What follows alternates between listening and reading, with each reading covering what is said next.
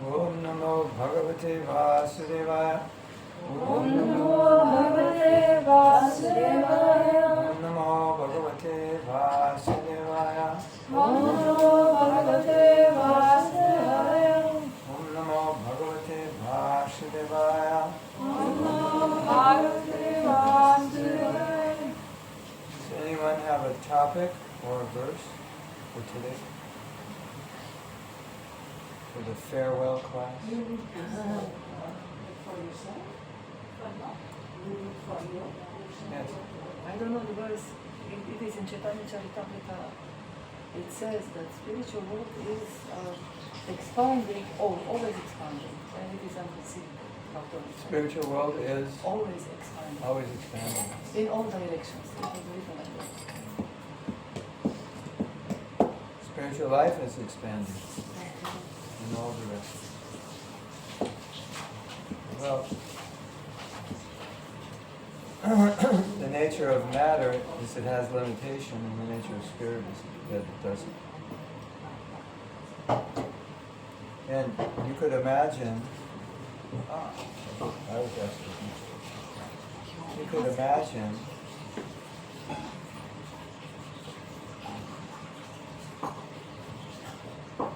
imagine that if you're going to live eternally somewhere and things weren't always getting better, it would be boring.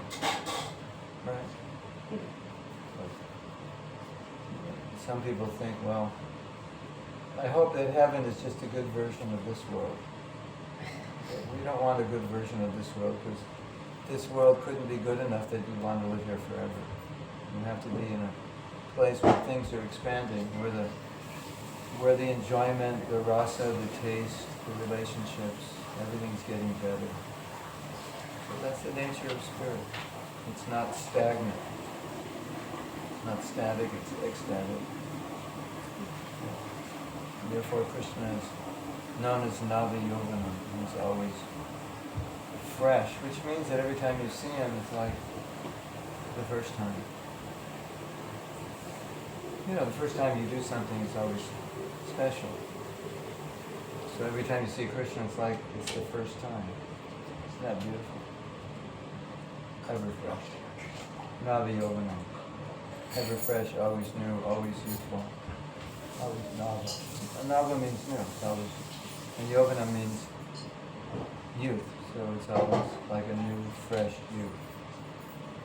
Beautiful. And as I've often said, that everything we're doing in this world, all these detachments and struggles we have in this world.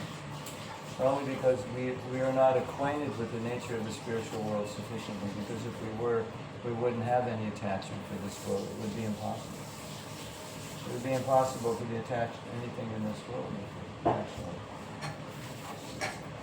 had that experience, that exchange with Krishna, seeing him, his beauty, and like we were saying this morning, Prabhupada said I wanted, eat kachoris with Krishna, eat ladus with Krishna, eat puris.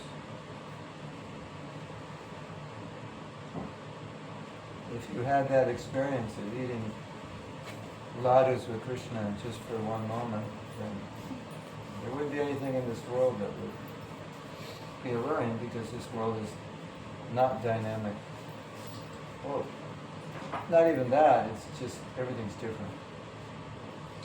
And Krishna is inviting us, the way that we are going to be able to fully take that invitation is to understand as best we can, realize as best we can, what it means to have a relationship in those leelas. So we hear about those leelas. We hear and we chant and we develop this relationship, and then at some point there will be no attraction for anything in this world, because we'll have experience of that spiritual nature. We don't have full experience of it. We're pleasure-seeking entities, and that's why we're always looking for pleasure in Maya, because we haven't fully realized it in Krishna. And your head says, but why am I doing this?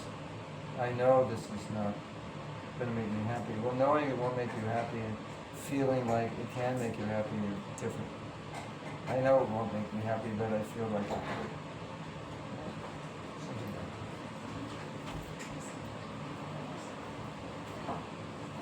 And that's why you have that verse. If you want to maintain attachments to things of this world, don't go see Krishna. Because once you see him, you'll not be attached to anything. You can't be. Once you see the beauty of Krishna and experience a relationship with him, you can't be attached to anything material.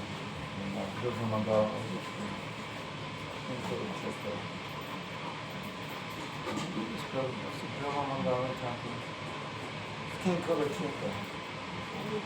He said, he was a king, so he had a lot of sensual pleasures as a king. And he said, now that I'm a devotee and I'm tasting the rasa of bhakti, just thinking that I engaged in sensual activity, it just makes me want to puke. It makes me want to spit at the thought. The thought is, in other words, he's saying, it's just a disgusting, just to think of it is disgusting. Like when you become a devotee and you look at what people are doing and you think, I used to do that, that's disgusting, I can't imagine. How could I have done that? Drinking beer tastes like, urine. How could I do that? I can't even believe I did it.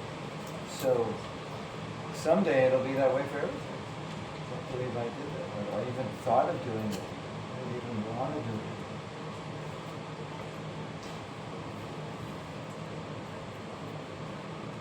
So we say that there's two ways to be happy. One, you try to be happy, and one, you let Krishna make you happy. And he's better at it than you are. He's got more power. He's got more power to make you happy than you have to make yourself happy. You probably realize that making yourself happy is difficult. It's not difficult for Krishna. It's just difficult for us. Right?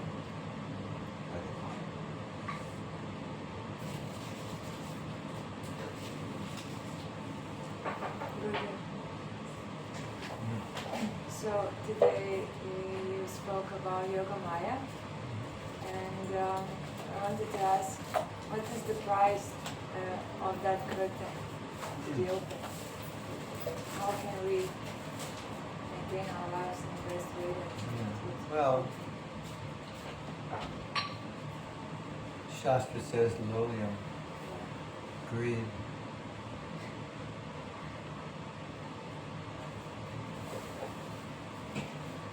It's always like that. Like Yogamaya was asking,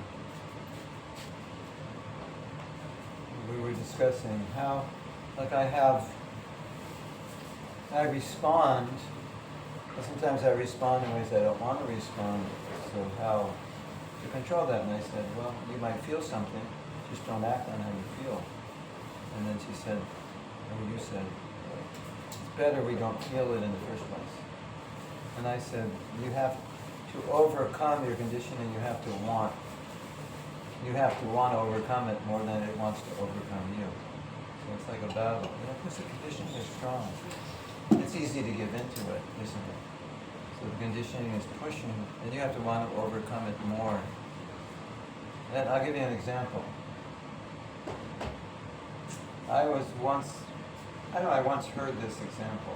A person was asked, he had a problem he needed to overcome. And so the facilitator said, on a scale of 1 to 10, with 10 being the highest, how strong is that problem? And the person said, it's about at a 9. And the facilitator said, then if you want to conquer the problem, you have to be at a 10. You have to be stronger. And that was like such a clear idea. And you probably heard when Prabhupada was asked, why is Maya so strong? He said, because your purpose is not strong. So Maya's only as strong as your purpose is not strong. So if your purpose is strong, then you're working against her harder than she is working against you. So that eagerness that I wanted. And of course the next question is, well, how do I get that eagerness? Well,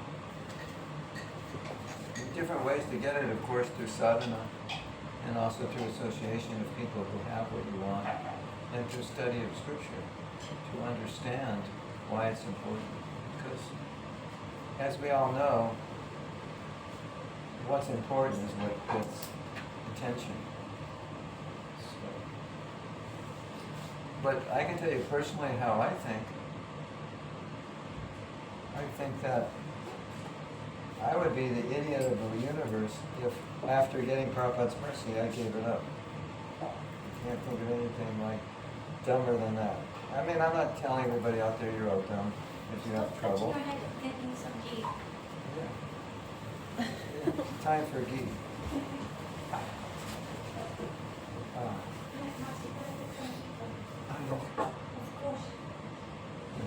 Demonstration with ghee on the head. Make my brain work better and get my head to stop itching.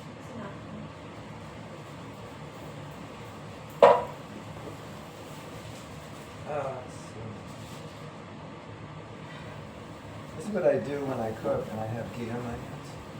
And I rub it in. Everybody was massaging me yesterday. He was like, you should massage your head with ghee. It's good for the brain. We'll find out if this class is better than normal. Yeah, so I'm just speaking, I'm not speaking towards anybody, I'm talking to myself. This is what I tell myself. You have to be the stupidest thing that ever walked the planet if you finally get Lord Chaitanya's mercy through Srila Prabhupada and you give it up. You're like an idiot, like on steroids. Never was there such an idiot as great as you.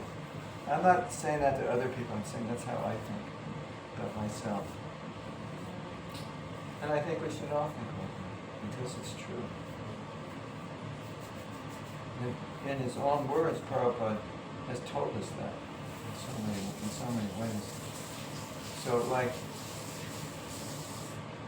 Prahlad Maharaj says, my Guru Maharaj saved me, how can I give up his service? So it's like, Prabhupada has given me this, how could I give it up? So yeah, Maya is strong, but if you have that kind of faith and determination, it's just a matter of time. You can't get it today, everything. It's a matter of time, but at least if you're on the path long enough, you'll get it. But you'll get it faster according to your eagerness, because according to your eagerness, then you apply the process better. Right? You know, like, if we think about things we could do better, there are things we could do better. Yes? For all of us. Or more of, or things we could let go of or partially let go of, or things we could correct. So when you're more eager, you do those things. When you're less eager, you don't. You say, oh, whatever. So hard. Gotta be real. I'm only human. Okay, see you in the next life. Because that's the attitude of taking another birth. So you don't want to, Prabhupada didn't want us to have that attitude of taking another birth. So if you don't have the attitude of taking another birth, you don't say those things. You say, yeah, it's hard and I'm going to have to try harder. Because my obstacles are at an 8, I have to at least be an 8.1. So, and that's just the price you pay. And then you accept that. Because really, the real battle, of course, is against our own conditioning. There's no enemy outside. We might think there is one, and sometimes it seems like that, but we're really just battling against our own conditioning. And as I said in the card, either you'll be controlled by Yoga Maya or Maha Maya, and you have a choice of what Maya you want to be controlled by. Right? So, attraction and repulsion are felt by all embodied beings. One should not fall under their control. So the forces of the world pull you around, or you pull yourself around. You have to decide. So when you come to that point in your life, well, in this life I want to be Krishna conscious, then that's good. And you will, that eagerness will direct you. Your spiritual life it's not difficult when you have that. And you can see there's so many devotees in our movement. They have that. They're not going anywhere. They're just here for the long haul. You can see they're devotees. You're not worried about, well, maybe this Prabhu or Mataji is going to go away. We've been worshiping the deities 365 days a year forever. They're not going anywhere. They have that deep commitment, that's what stabilizes them. This is what I want. This is my goal in life. There's nothing I want more than this. And I can be offered all kinds of things, and I can use that in Krishna service, but I will not take anything that would deviate me from the path, even if it's something I like. I wouldn't take it. Not always easy, right? But I wouldn't. If this is not good for me, I won't do it. That's a sign of a surrender. So then I guess the question that everyone would ask and say, well, how do I get in this? How do I get this determination? You can use my trick. Go in front of the mirror and say, if you give this up, you are an idiot. You are the most idiot. You are a worse idiot than anyone on this planet. Because you have it. Look at all the people that don't have it. They can't give it up. You have it, so you give it up. You are a loser beyond losers. You're losing everything. So, and also, since yesterday was Prabhupada's disappearance and we were talking about Prabhupada's mission, and then I could be a soldier in Prabhupada's army. So that's really bad to give that one up. What opportunity in billions of lifetimes do you have to be a soldier in Lord Chaitanya's army? So why would you give that up? You get so much mercy, you become dear to Krishna by serving him in Lord Chaitanya's movement. So dear, so easily dear. And this is Prabhupada's mission, and he's given it to all of us. I can't give it up. What am I going to give it up for? Cigarettes and beer? A few movies and a few boyfriends. We've already done that. The thing to realize is if whatever I'm giving up, whatever I would do if I gave up Krishna, whatever I would do to replace it, I've already done a million lifetimes. The reason I came to Krishna consciousness is because it didn't work. So why would I be stupid enough to go back out and do the things that I already gave up that I know don't work, that I did for millions of lives? That would be not good. Right? And nothing. Now we're trying to be Krishna conscious. You see how frustrated we are if we're not really Krishna conscious. What to speak if we just give it up? How frustrated. If we're frustrated, as I can't be 100% Krishna conscious 24/7, I get frustrated. It's frustrating, isn't it? Like the speaker just gave it up, right? And the only way you can be happy if you give up Krishna consciousness is to try to forget Krishna. And that's like, you're going to be happy forgetting Krishna. I don't think so. But that's how you do it, right? You have, every effort for sense enjoyment is, the prerequisite is to forget Krishna, because if you remember him, you wouldn't do it. Or if you remember him, you wouldn't be happy doing it, because you just feel guilty. And it's like you're married and you have a boyfriend. Like, how could you really be happy? And you're thinking of your husband and you're with this other guy. So, sometimes someone may try to forget Krishna because they just want to do whatever. But how's that going to work? Imagine how frustrated one would be, right? And the only way you can deal with that is you have to go into the mode of ignorance, because the mode of ignorance just dulls you so much, you just forget. You forget your bhakti. I mean, you really want to enjoy, you have to forget your bhakti. If you're really pious, you won't forget, because it's your nature to remember. But we're not really pious. We don't fall in that category. Most of us. We're Westerners. We know how to enjoy materially. The blessing of the Indians, they have a really hard time enjoying materially. They're not so good at it. They're not as good at it as we are. They're good at like enjoying family and big TVs and nice cars and nice houses. But we're all over the map in terms of enjoying. We don't have to enjoy summer. Years ago was when Indians came to America. It was like they hardly even knew how to enjoy it. It was so dharmic, and there's so little enjoyment in India. They come to America, and I look at them. They'd have good jobs and money, but they just, it wasn't their mentality that this is all mine. They understood. This is Krishna's. We have to give some money, go to the temple, have to do some pujas. It's like in their blood. We know how to go all out, sense gratification. We've done it for years. Right? And to do that, if you're a devotee, you have to forget Krishna. Because otherwise you can't enjoy it. How can you enjoy sense gratification if you remember Krishna?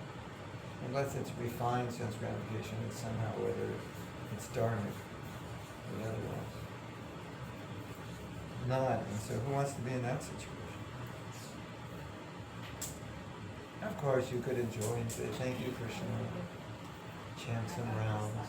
Whatever. You know what I'm saying.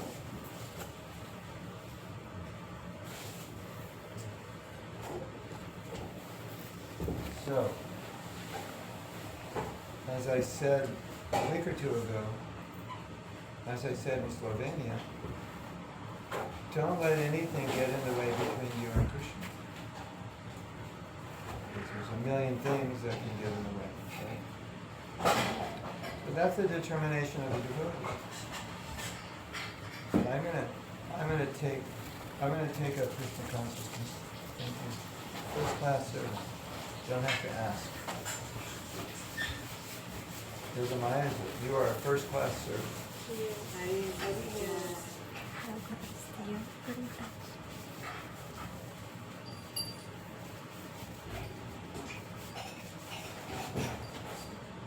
What was that just saying? What was the last thing I said? Nothing gets between you and Krishna. So that's the determination. That should be our determination. There's so many things to get in the way between ourselves and Krishna, but I'm not going to allow that to happen. And if it happens, I will immediately correct it. Because it will happen sometimes, but you immediately correct it. Sometimes you slip and fall, but you don't stay down. You just get up, brush the dust off your clothes, and just keep going. Limp a little bit, but just keep walking. Right? would say, I was stupid, I slipped on a banana peel, I should watch where I'm going, or whatever, I won't do it again. Dust yourself off. That's what we have to do. It's just the way it is. We all wish we could be pure devotees like, well, what's the problem? I chanted, one round of Hare Krishna, first time in my life. Why am I not a pure devotee yet?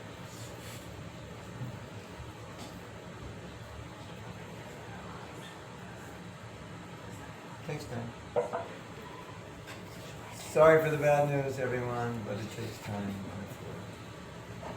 Rupa Goswami says, Utsaha Nistayacharya. You have to be patient, enthusiastic. Is it truly impossible through one life? Yeah. Prabhupada said it. Prabhupada wants it. Prabhupada said it many times. He wants us to go back to Godhead this lifetime. And he's offering a way to do it. But the main thing is you have to want to do it. It's possible. If you just want to do it, it'll happen. Krishna wants to. You were saying, I think in Slovenia, that I heard that lecture. Prabhupada said, you think of Krishna 24 hours, so think of you 26 hours. And then Prabhupada said, you take a step to him, it'll take 100. We thought it was only 10. We just got an upgrade. Take one step, you get 100. Wow. Yeah, if someone says Krishna doesn't love me, I think that's the proof that he does. That you make one step, he takes 100. He loves you way more than you love him.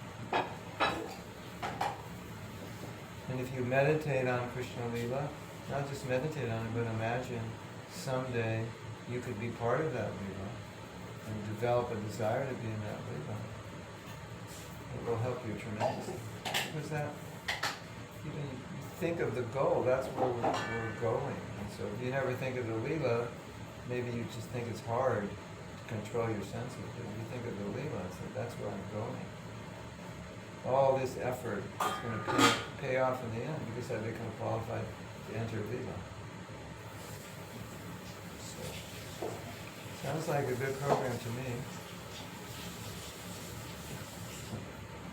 And can you imagine if you botch up your, mess up your Krishna consciousness, and then you're an old lady, 88 years old, going, I blew it. I should have just kept on the path. How are you going to live with yourself?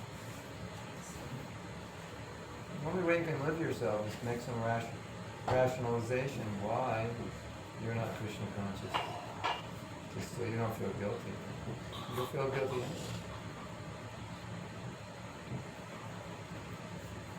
At least if your desire is to be Krishna conscious, then it's the best gift you can give yourself. And at the end of your life, you'll thank yourself. Right? Either curse yourself or thank yourself. Every time you do something that helps your Krishna consciousness, consciously or unconsciously, you thank yourself. You're happy. What do you like about yourself? Nothing. I don't like anything. Well, do you like the fact that you became devotee? Well, yeah, I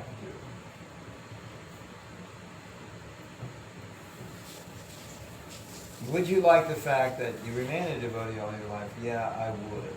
Okay, so you do like something about yourself. And if that's true, then you should advance, because you'll appreciate yourself. You'll appreciate your effort. You'll thank yourself. Right?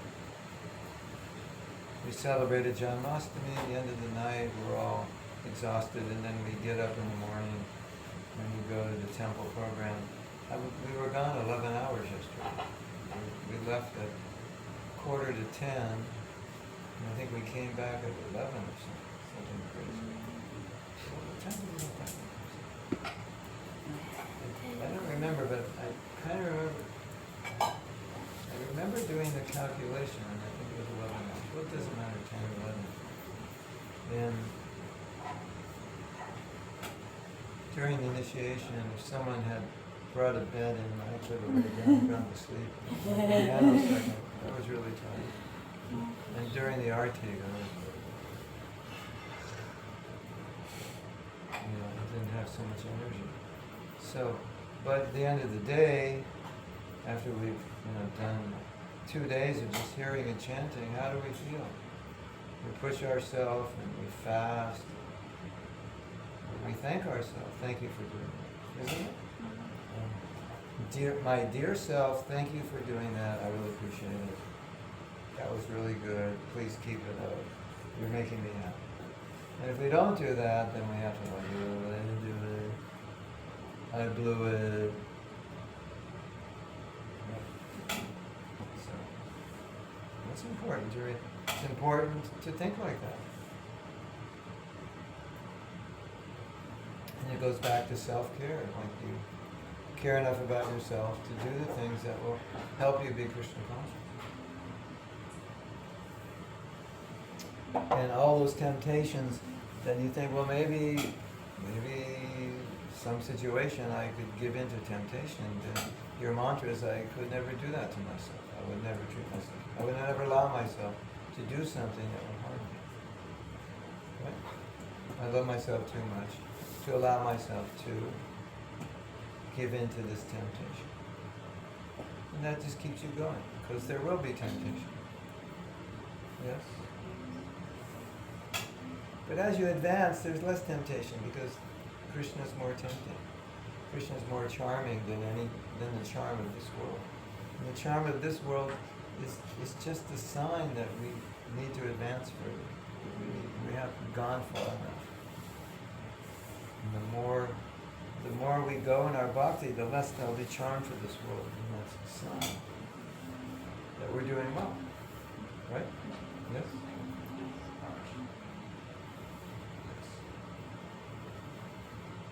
So,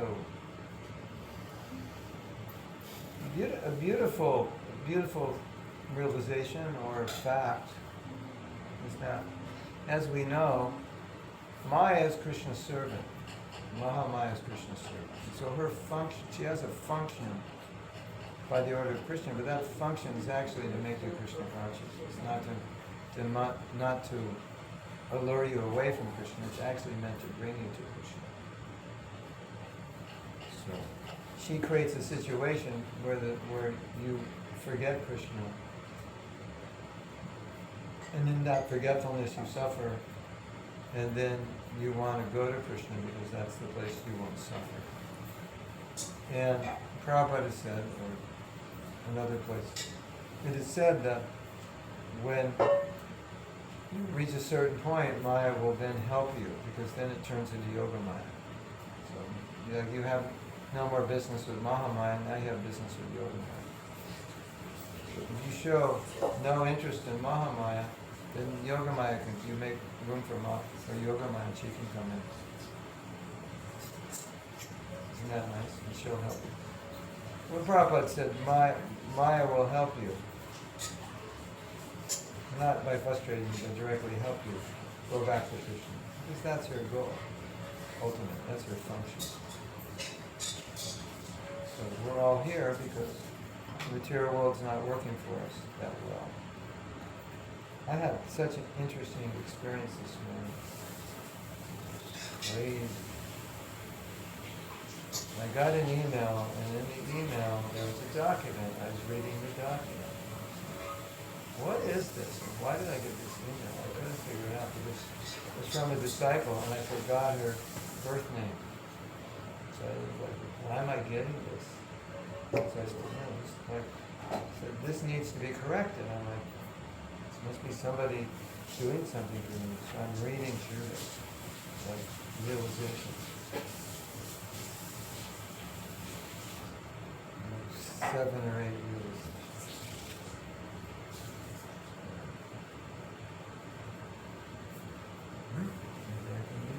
You want to hear? Let's see if I can access it.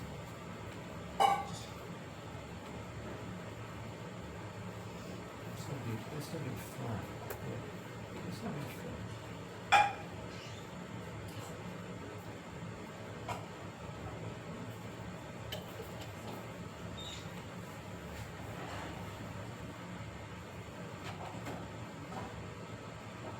Is there something about what we're talking about?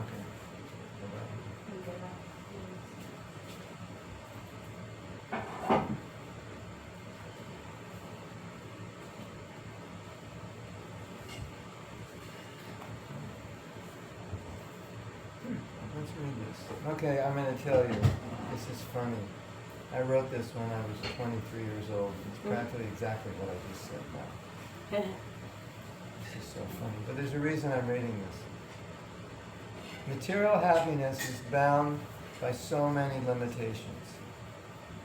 We may enjoy Friday, Saturday, and Sunday, but Monday comes and happiness ends. Perhaps my girlfriend leaves. I lose money. This situation or that changes. Then my consciousness of material is completely changed. But the pure souls are actually not in the material world and are not affected by those qualities. Real happiness is impossible by material adjustment.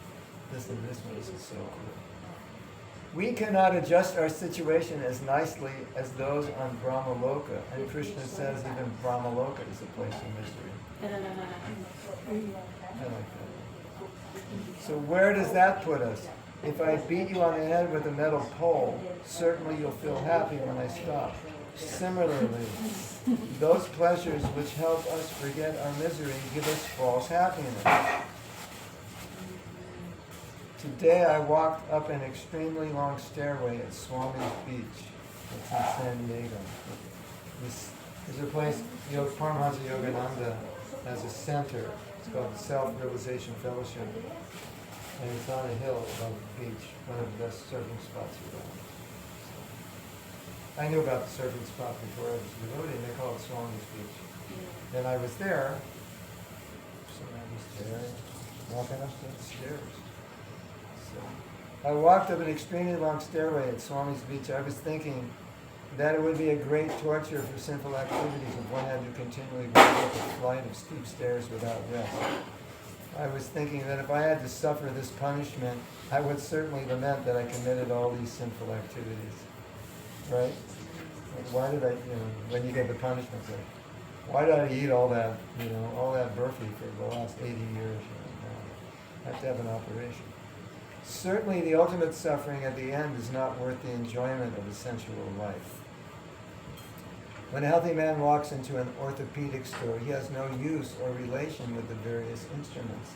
Similarly, we should see all the articles, cloth, etc., that we have no use for these things. We should see the material world. It's like all these objects that are like for people, they're not for us because we're not sick. It's just like we don't need a wheelchair. In the material conception of life, our actions are aimed at becoming happy, but they never make us happy. Just like in traveling Sankirtan, sometimes we sleep a lot more, forget to pay obeisances, talk nonsense, talk nonsense, thinking these things will satisfy. The result is that we feel anxiety. The Christian philosophy of enjoyment proves they have no taste of love of God. If they did, they would voluntarily give up their material activities, but instead they derive enjoyment from them. So, I'm just reading this for two reasons. One, because we're talking about it, but the main point is, I was 24 when I wrote that, and it sounds like I wrote it yesterday, right? Yeah. Which definitely proves we're just evolving. We knew all this in our last life. So, reading this is like, oh my God, there were some things that we read here that sounded exactly, I can't find it, exactly like me today. Wait a minute, how could I speak like this? This is like, I don't know, I was maybe 2 to 4 years a devotee, maybe 3. And when I first heard this, I was like, this is really nice, because it just shows that we're continuing. So, if I'm continuing, that's quite an impetus, isn't it? Why stop? I'm not going to stop now. I've already started this. This is crazy. Halfway done. I thought this is like, I'm reading this, I'm like, how could I say these things? I was a brand new devotee. It sounds exactly like what I say to you. I understand your question. Isn't it? Like if I just read that, you would, and I said, I wrote this morning, you'd be like, okay.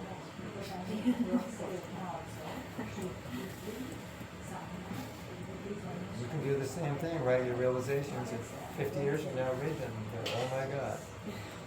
How did I know that? I was just a young devotee. I mean, you might not realize it so much.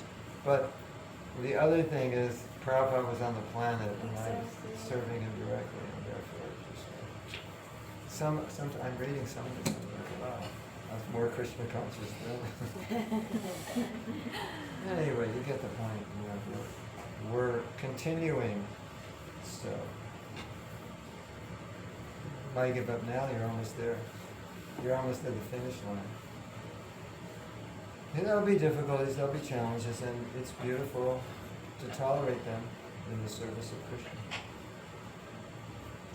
You'll feel gratified when there's a difficulty, but you tolerate the storm, you go through. You feel like, okay, Krishna, I did this for you.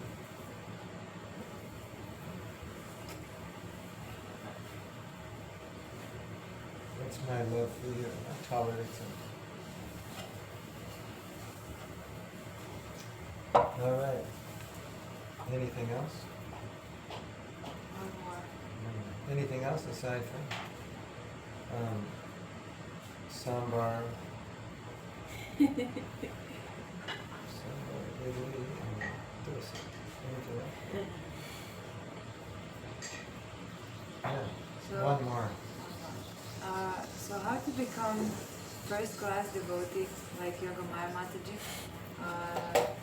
She's great, but you know, you're told about first, second and third class, and I just totally third class, totally forgetting everything you're saying. So Well, if you, first class devotee serves without being asked. Third class is asked and forgets.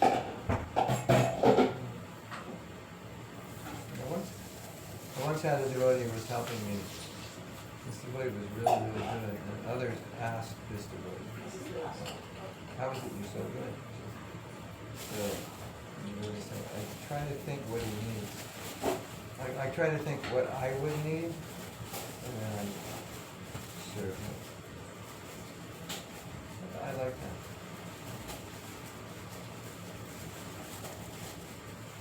Or you think, well, what would, we know, if you're serving someone, sometimes you just know what they need.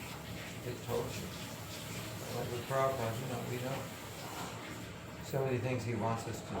And so many of our ideas for preaching came not from him, but indirectly from him.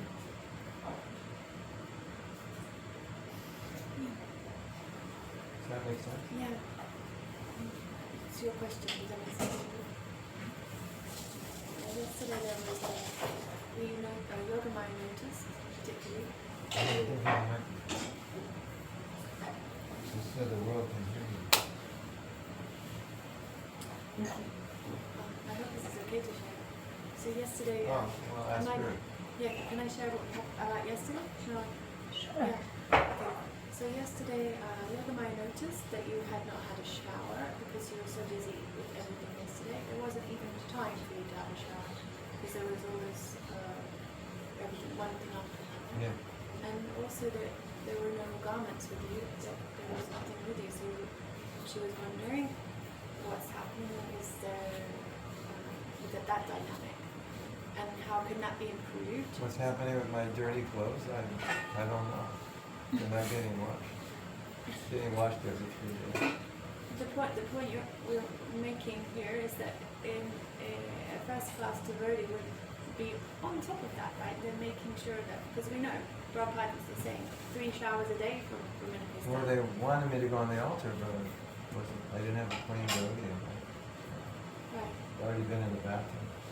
right. So then, Well, I don't know how you could arrange that. the thing is, we can, if we look at this type of thing now, then next time we can improve, right? Bring a bucket of water and a towel. There was a shower there. It was. Yeah. Yes, we have. That's why. Yeah. Oh, yeah. So, but I So didn't we- have clean clothes. Didn't have any clean clothes. So next time we And need to figure I out. would need. Another inch. I would need to know that they want me to do archery, then I could bring clean clothes. Well, we just always have a clean clothes. Do you know? Do you know? When we all lived in the temple, we would not go on the altar if we walked outside the temple in our clothes. We would consider the clothes contaminated. Whoa. I don't know if that's true or not, but that we didn't know. She asked me right before. So clothes have all been in the bathroom. So for next time, do we need to schedule in some time for that? If they want me to do art, definitely. Yeah.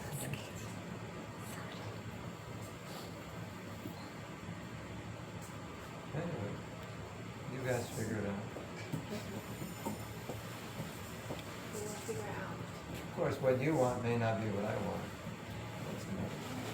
Right, that's another thing, right? So then how do we know if we're overstepping The main thing is for disciples how to spread Krishna consciousness because they know their spiritual master and Prabhupada want it. That's most important. That's what please Prabhupada the most. And not like serving him personally, but serving his mission.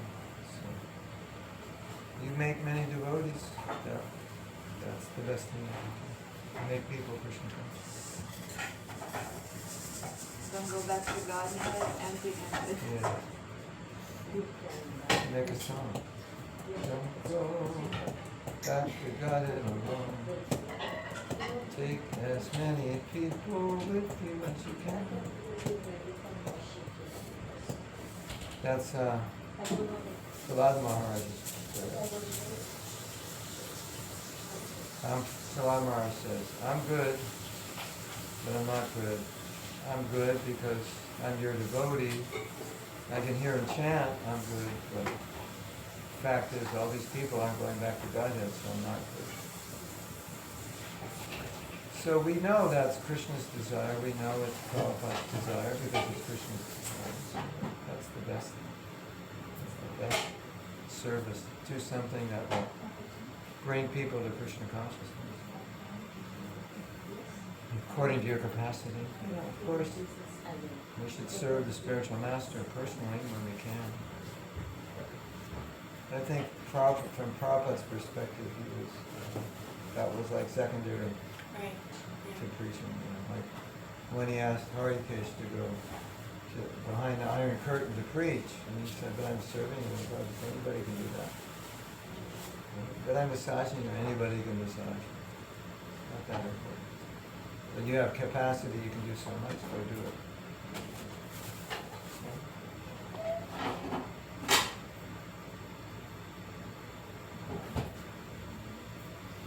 Common sense, right? You want to make a report. You can make a report every year to your spiritual master. This is what I did. So what's in your report? What do you want? What would you like to report? Think. What do I want to report to you? That's been done. I've inspired so many devotees. I've helped so many devotees. Started maintained a project. Directed something in the movement. Something. That's the first class service. It doesn't have to be told. No. I know what my guru wants because my guru's told me a million times. I know what Prabhupada wants.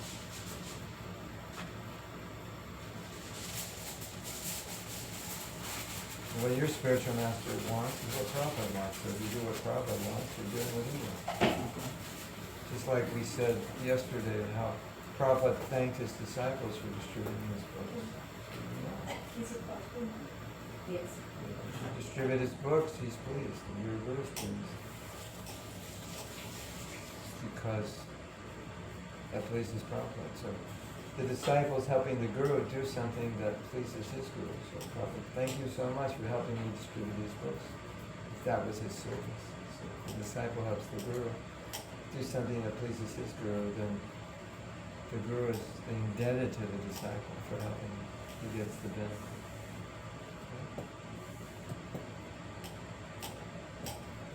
Simple. But sometimes Prabhupada asked us to do things we never did. It's also weird. Like he was trying to build a Vrindavan temple and he needed money, and they were spending money on other projects. They weren't giving money for that. And somehow he couldn't get his disciples to give him money for that temple. So but you're sitting here thinking, how is it possible Prabhupada couldn't get his disciples to do certain things? But that's one example. Some leaders weren't chanting their rounds. He couldn't even get them to do that. And one disciple, Prabhupada was saying, my disciples are not giving me the money to build the temple. And the disciple said, I'll get the money myself. And he did. So, such a good example. I mean, not that everybody could get that money, but he knew how he could get it, so he did it. He said, don't worry, Prabhupada, I'll do it. And Prabhupada was not directly asking him, he was just telling him, I need money and nobody's giving. I mean, you could say, in a way he's asking, but in a way that was like known to everybody, and this disciple did it. So that's nice.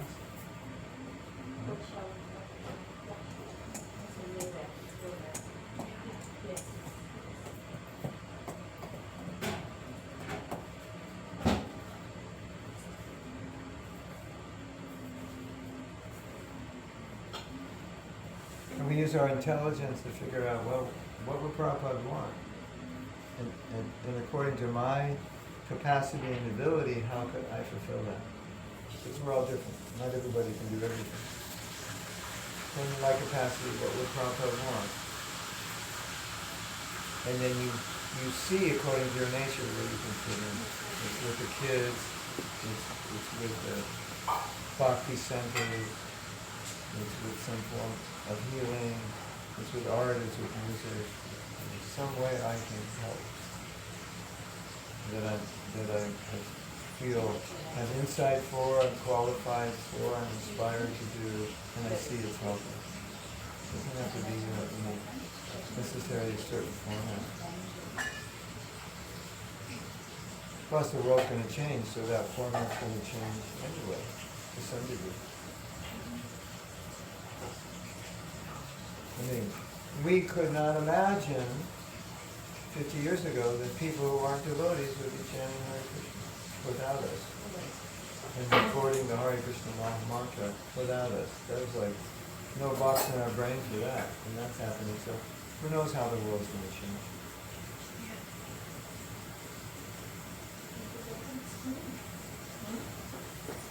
That's from our perspective, 1970, that's the craziest thing that could ever happen.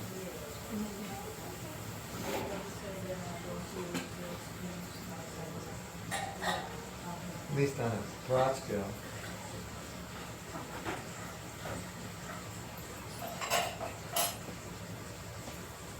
So, it's a time for Mahaprasadi Govindana. They're still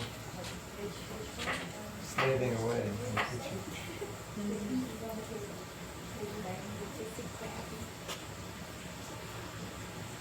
You have a conspiracy here in the kitchen to get devotees to overeat.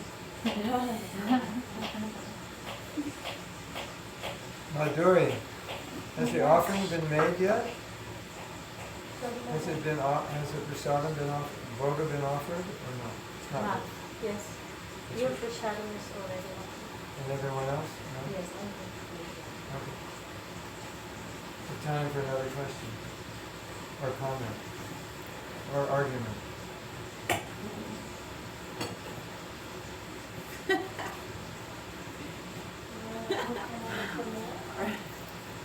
I was interested what in the beginning of his movement, devotees were doing Harinam, and what kind of melodies you were singing? Hare Krishna. Oh, it is one. Hare Krishna. That's one of them that we had. Hare Krishna. Hare Krishna.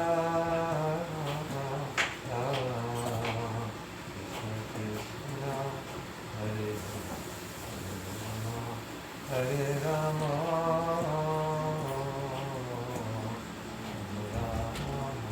Krishna John used to chant Hare Krishna, Hare Krishna, Krishna Krishna, Hare Hare. What's the Hare Rama, Hare Rama, Rama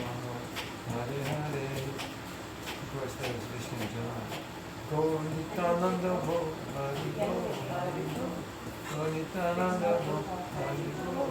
Hare Krishna, Krishna Krishna, Hare Hare, Hare Rama, Hare Rama. There's another melody, I'm not sure where it came from. It was Prabhupada's melody. Hare Krishna, Krishna Krishna, Hare Hare, Hare Rama, Rama Rama, Hare Hare. You can find that somewhere online. I recorded that in 1983 in England on a 4-track recorder. Hare Krishna, Krishna Krishna, Krishna Krishna, Hare Hare, Hare Rama, Rama Rama, Hare Hare, Hare Krishna, Krishna Krishna, Hare Hare, Hare Rama, Rama Rama, Hare Hare. That's a play. Another one, sometimes I play. When you said that chanting without us, it's not chanting. I mean, the seed What? was planted already. When you say we would never have conceived that they would be chanting without us, what Or you like meant? other groups chanting. Yeah, but that would have been come from that the seed was planted already by Prabhupada. Because we were the only ones, well, maybe other people were chanting, we didn't realize it. But I never saw anybody chanting. So, yeah, I mean, because of Prabhupada, of course. So we just thought we were the ones to chant. Yeah. This one.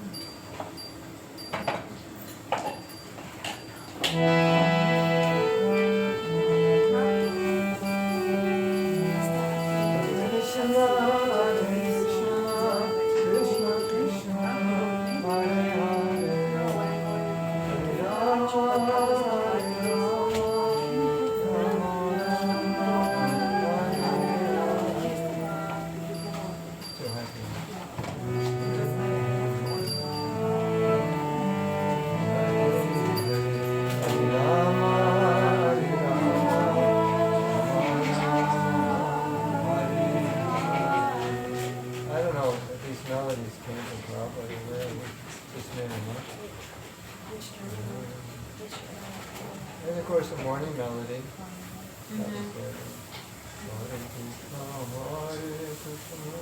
Krishna Krishna Hare Hare, Hare Rama Hare Rama, Rama Rama Hare Hare. It's a westernized variation of the actual melody. Generally. What's the actual melody? The way I chant. It's enough. Hare Krishna, Krishna Krishna, Hare Hare, Hare Rama, Hare Rama, Rama Rama, Hare Hare, Hare Krishna, Krishna Krishna, Hare Hare, Hare Rama, Hare Rama, Rama Rama, Hare Hare. It's like close to the traditional Bengali. So this is different. Hare Krishna, Krishna Krishna, Hare Hare, Hare Rama, Rama Rama, Hare Hare. You know, so many variants of that. We didn't have tons of melodies, so what I remember. Maybe in a few more.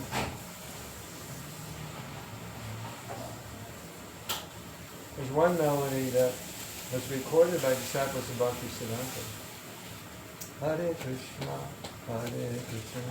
Krishna Krishna, Hare Hare, Hare Rama, Rama Rama, Hare Hare, Hare Krishna, Krishna Krishna, Hare Hare Rama, Hare Rama, Rama Rama, Hare Hare. Yeah, Can you do one more time, please? Hare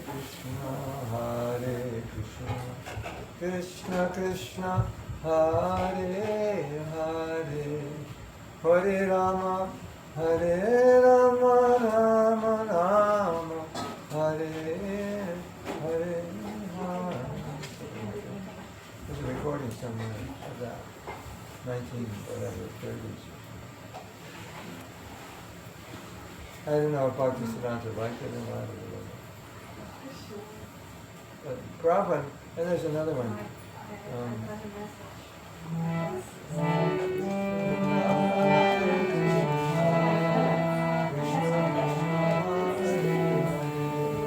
think we used to do that. Hare Rama, Hare Rama, Rama Rama, Hare Hare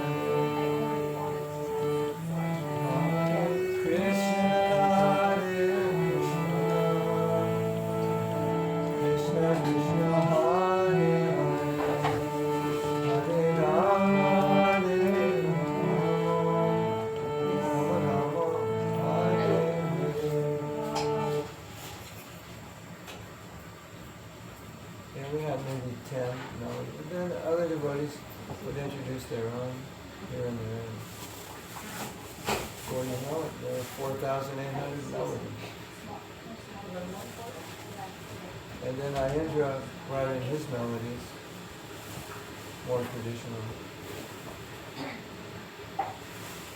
So let's listen to all the recordings of Vishnu and John. You'll hear this melody. Hare Krishna, Hare Krishna, Krishna Krishna, Hare Hare, Hare Rama, Hare Rama, Rama Rama, Hare Hare. So,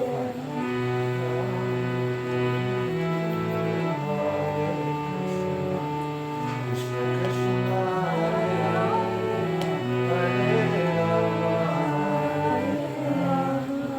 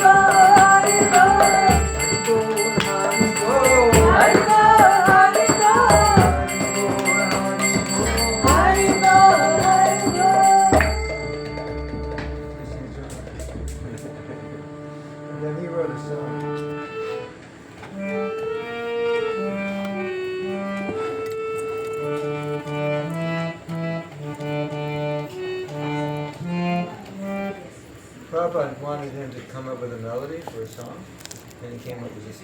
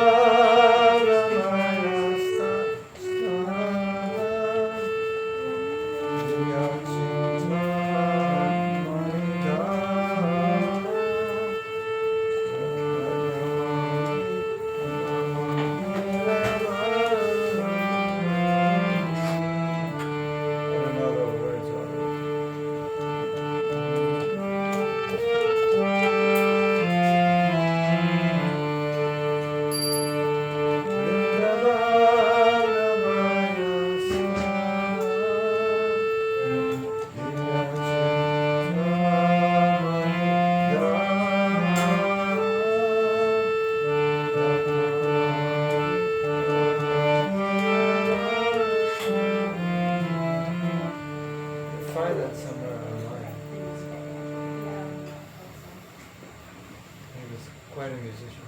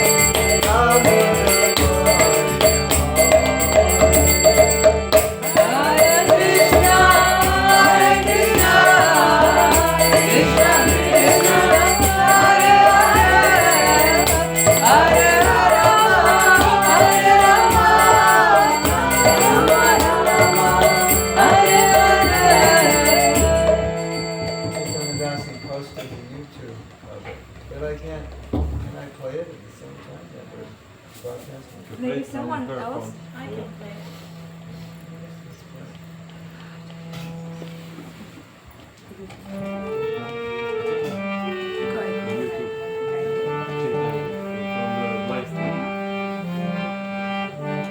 I don't understand. It's in the chat. Yeah, yeah, but I don't speak the role. Well, She's no technology. we're going to say goodbye because it's time for Kusama.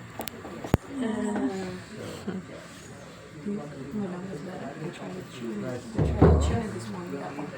Otherwise, the Vision Johnson. I don't know how old it is, but it's still little low.